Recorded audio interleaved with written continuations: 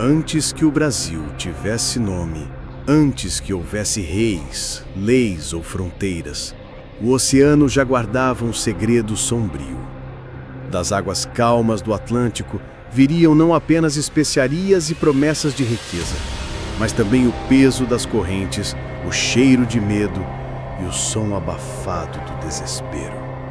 Portugal, pequeno em tamanho, mas gigante em ambição, buscava no além-mar o que não possuía em casa: ouro, terras e poder. E foi olhando para o litoral africano que encontrou uma mina viva, não de metal, mas de gente.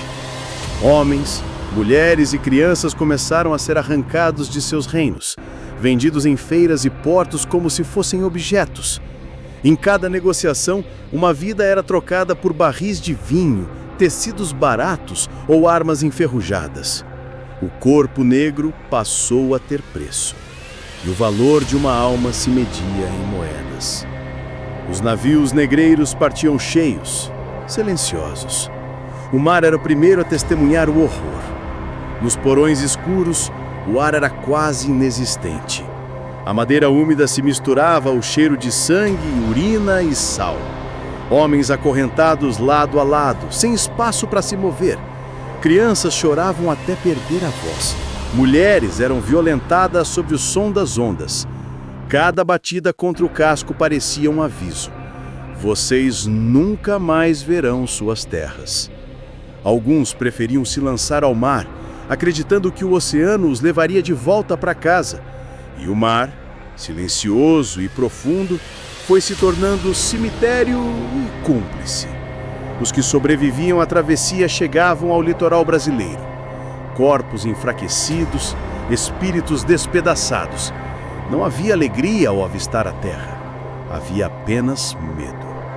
O sol era cruel e os olhos portugueses os observavam com frieza.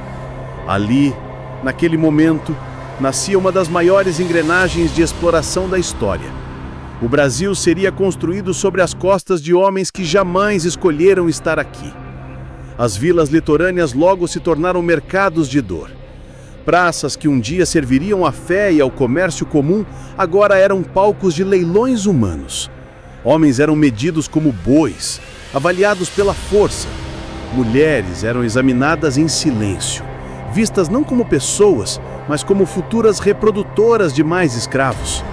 E crianças, pequenas demais para entender o mundo, eram vendidas por valores ridículos, algumas por menos que o preço de uma garrafa de azeite. E o povo assistia, uns com pena, outros com indiferença. A escravidão não começou de um dia para o outro. Ela foi sendo aceita, normalizada, cultivada. Quando o açúcar se tornou o ouro branco, a engrenagem se completou. Os engenhos do Nordeste, cobertos por fumaça e suor, eram prisões disfarçadas de progresso. O som do chicote cortando o ar se misturava ao barulho constante das moendas. A cada estalo, mais uma alma se quebrava. Os senhores, ricos e poderosos, erguiam igrejas e palacetes, rezavam missas, falavam em fé, enquanto construíam o paraíso deles sobre o inferno dos outros.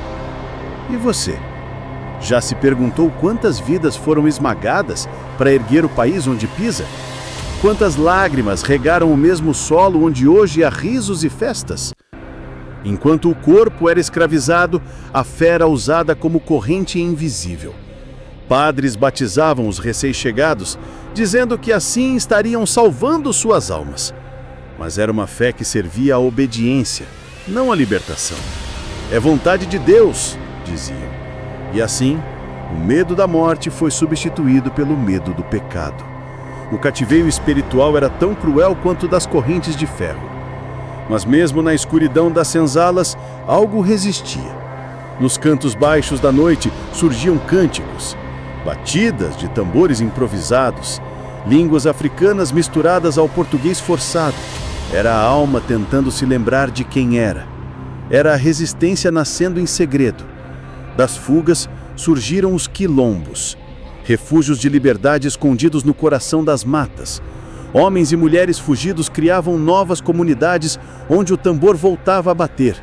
A comida tinha o gosto da terra natal e a palavra irmão recuperava o sentido. Ali, o impossível se tornava esperança. Zumbi, Dandara, Gangazumba, nomes que o tempo tentou apagar, mas que nunca se calaram. Porque a liberdade, mesmo acorrentada, sempre encontra um jeito de respirar. Mas a resposta dos senhores foi brutal. Expedições armadas eram enviadas para destruir quilombos, queimar casas, capturar e matar os fugitivos. Zumbi foi caçado como animal. Quando finalmente o capturaram, cortaram-lhe a cabeça e exibiram-na em praça pública. Queriam que fosse um aviso: não desafiem o sistema. Mas o que eles não sabiam é que nenhuma espada pode cortar uma ideia. A chama da resistência continuou acesa, mesmo entre as cinzas. Com o passar dos séculos, a escravidão se espalhou por todos os cantos. Nas cidades, ela se disfarçou. Homens negros carregavam água, puxavam carroças, vendiam frutas, construíam igrejas, faziam o mundo girar. E ainda assim, eram invisíveis. Alguns conseguiam juntar pequenas moedas e comprar sua liberdade. Mas o que é liberdade quando o mundo inteiro ainda te vê como escravo? O tempo passou. Impérios caíram. Novas leis surgiram. Mas o chicote, mesmo calado, continuava a ecoar dentro das consciências. Até que, em 1888, o Brasil assinou a Lei Áurea.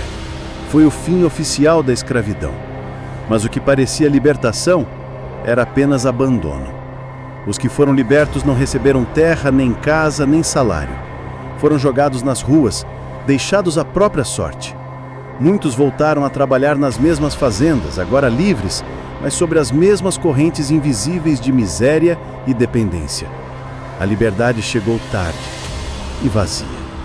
Não houve o pedido de perdão, não houve reparação, apenas silêncio. E esse silêncio é o mais pesado de todos. Ele ecoa nos becos, nas senzalas, nas desigualdades que ainda marcam o rosto do Brasil. Porque a escravidão não acabou em 1888. Ela só mudou de forma. Mais de 4 milhões de africanos foram trazidos à força para esse país. 4 milhões de histórias arrancadas. 4 milhões de vozes silenciadas. E ainda assim, nem a violência, nem o tempo conseguiram apagar sua cultura. Eles deixaram heranças que sobrevivem até hoje, nos ritmos, nas comidas, na fé, na luta e no sangue que corre nas veias de um povo que, mesmo ferido, nunca desistiu de existir. Quando olhamos para trás, é fácil pensar que tudo isso faz parte de um passado distante. Mas, e se o passado ainda estiver aqui disfarçado nas nossas estruturas, nas oportunidades negadas, nos preconceitos diários, nas vozes que não são ouvidas? A escravidão não acabou nos livros, mas no coração da história, nas cicatrizes da sociedade, ela ainda respira. E melhor ainda, talvez lembrar e sentir seja o primeiro passo para um dia, finalmente, quebrar as últimas correntes.